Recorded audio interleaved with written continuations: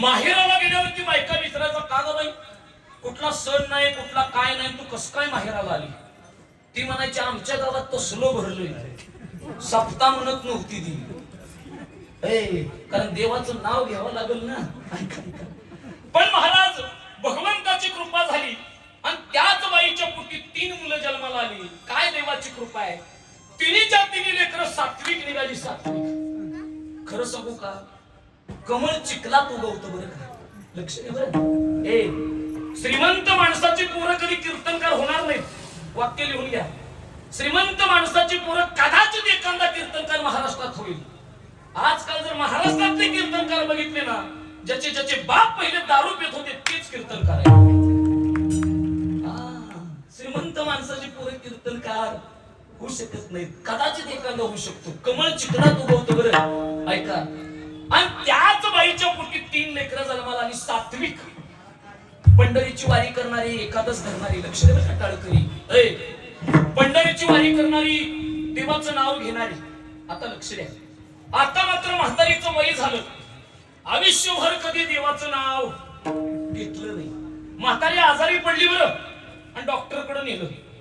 Doctor म्हणले आजीला खाऊ पिऊ घाला, 3 दिवसाची सोबती आहे. किती? 3. ठीक आहे म्हणले. घरी आणलं. घरी आणल्यावरती थोरल्या पोरानं विचार केला, म्हणजे आयुष्यभर आईनं कधी देवाचं नाव घेतलं नाही, पण जर त्यानं भागवत वाचलं होतं. भागवतामध्ये आजा वेळेची कथा आहे बघा.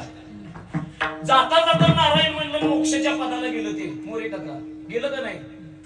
त्या पोराच्या डोक्यात एक होतं, जाता जाता आईने एकदा देवाचं नाव घेतलं तर तिला गावात रामाचं मंदिर होतं, रामाचं. आणि नेमकी पोरानं रामाच्या मंदिरासमोर खोट टाकली. कमीत कमी विचारल्यावर आई म्हणेल हे रामाचं मंदिर आहे. पोरे यायची म्हणायचे आई कशाचं मंदिर आहे? म्हातारी लईच आबरी.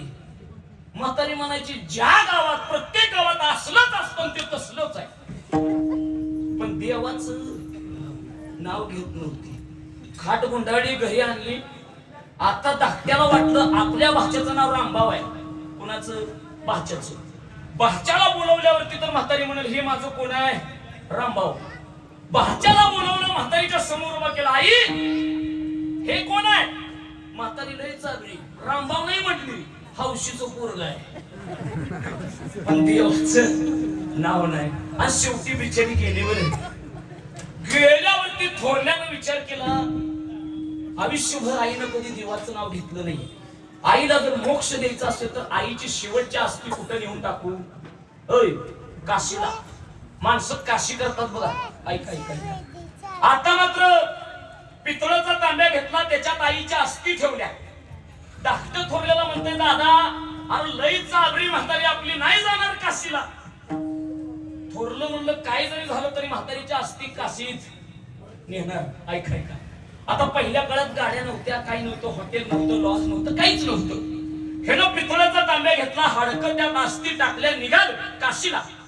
जाता जाता मित्राच्या घरी थांबलो थोड्या वेळ.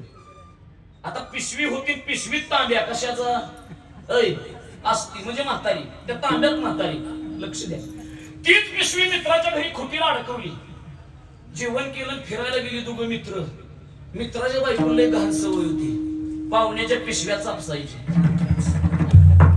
तिनं आपली ती पिशवी घेतली, तांब्या बघितला, तिला वाटलं काय आणलंय पाहुण्यानं पुण्यात ठेवून. उघडलं तर पाहिलं तर त्याच्यात अस्थी.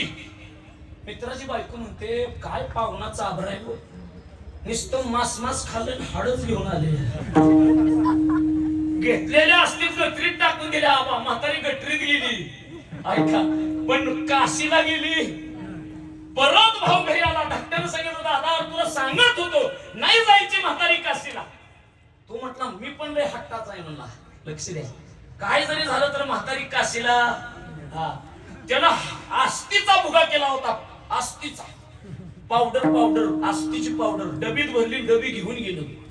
जाता जाता सांगितलं दादा आता एकट्यानं जायचं नाही, चालत जायचं नाही, गाडी करून जायचं. कारण त्याला माहित आहे म्हातारी कुठून पण पळून जाते. पिशवीत टाकली, सगळं घरदार गेलो काशीला. घरदार कुठंच थांबली नाही, ओढीत बसली.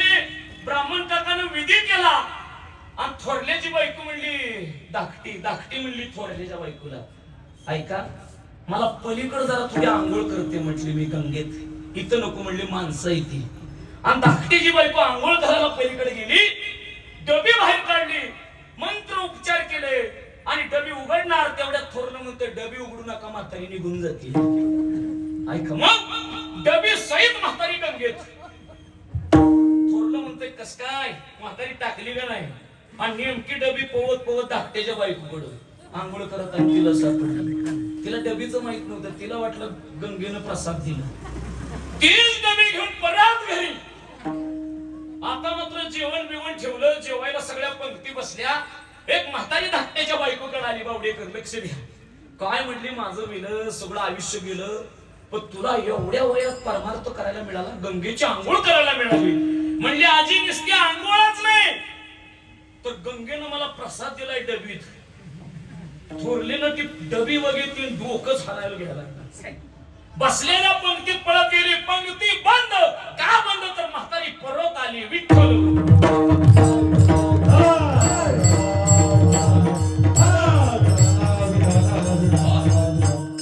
आयुष्यभर कधी देवाचं माणसं नाव घेत नाही.